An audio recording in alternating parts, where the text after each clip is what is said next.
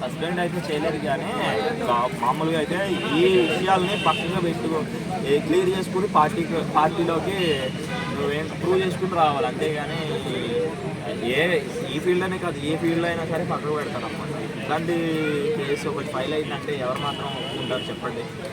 జన్మాలు ఉన్న వాళ్ళకి bad name కదా. సో ఖచ్చితంగా ఇదేంటంటే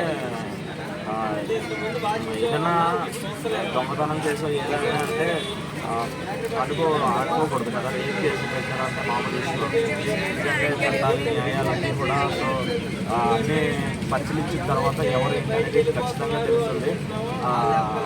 అన్నీ తెర మీదకే ఖచ్చితంగా జానీ మాస్టర్ తీసుకురావాలని కోరుకుంటున్నాను. తీసుకొచ్చి మీ వీళ్ళని రిప్రూవ్ చేసుకోవాలి. అంటే జనసేన కూడా ఈ విషయం బయటకి వచ్చిన వితిన్ అవర్స్లోనే సీరియస్ డెసిషన్ తీసుకోవడానికి పవన్ కళ్యాణ్ గారు జనసేన అనే కాదు, ఏ సంస్థ అయినా ఏ పార్టీ అయినా సరే చాలామంది ఇదివరకు రెడ్ హ్యాండెడ్గా దొరికిపోయి రాజ్యాల్లో వాటిలో వాళ్ళు మాత్రం ఉచ్చరించి ఖచ్చితంగా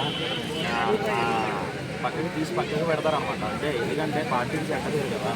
సో అందుకోసమనే జనసేన ఆయన అయితే తీసి ఇంకా రావద్దనే ఇదిలో లేదు. ఆయన ఏంటో ప్రూవ్ చేసుకుని ఆయన వచ్చిన తర్వాత ఆయనకు మర్యాదపూర్వకంగా ఆహ్వానిస్తారు. ఖచ్చితంగా నేను చెప్తున్నాను కదా, ఒక మర్యాదపూర్వకంగా మళ్ళీ పార్టీలోకి ఆహ్వానించడం అయితే జరుగుతుంది. ఆయన అనేది ప్రూవ్ చేసుకోవడం ఖచ్చితంగా చేసుకుంటాడని నా ఒపీనియన్. వైసీపీ కూడా దీని మీద పవన్ కళ్యాణ్ కంపల్సరీ స్పందించాలని పొలిటికల్ టర్న్ కూడా తీసుకుంటారు.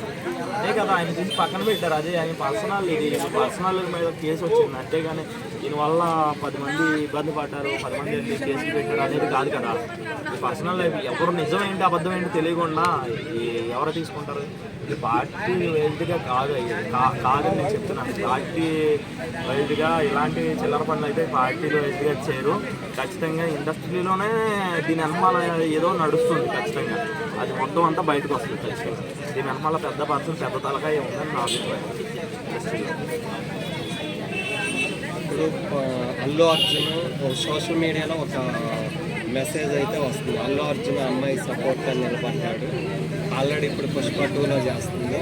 అప్కమింగ్ మూవీస్లో ఛాన్స్ ఇస్తాము, గీతా ఆర్ట్స్లో ఉన్న ప్రతి మూవీలో ఛాన్స్ ఇస్తాము అనేది మనకు వైరల్ అవుతుంది. ఇవన్నీ అల్లు అర్జున్ గారు ఎక్కడ మాట్లాడింది అయితే నేను చూడలేదు. ట్విట్టర్లో కూడా ఇట్లా నేను సపోర్ట్ చేస్తాను, గీతా ఆర్ట్స్లో ఇట్లా వెళతాను అని కూడా ఎక్కడ చెప్పలేదు. సోషల్ మీడియా వచ్చిన తర్వాత పుకార్లు ఎట్లా వెళ్ళిపోతున్నాయి అంటే రాకెట్ కన్నా స్పీడ్గా వెళ్తున్నాయి అనమాట. ఇందులో ఏంటంటే మన ఇండియాలో ఉన్నది ఇదే భయ. సో ఏదన్నా ఇదేంటి మంచిని ప్రసారం చేయడం కన్నా చెడుని త్వరగా స్ప్రెడ్ చేయడం త్వరగా ఈజీగా వెళ్ళిపోతుంది అనమాట. సో అదైతే నిజమై ఉండకపోవచ్చు ఛాన్స్ ఉందంటారు. ఖచ్చితంగా నిజం కాదని నేను అనుకుంటున్నాను. ఒకవేళ నిజాలు ఏమైనా ఉన్నప్పటికీ కూడా అది ఒకరి అభిప్రాయం, ఒకరి ఇష్టాలు ఒకరు లేకుండా అయితే ఏ పర్సన్తో అయినా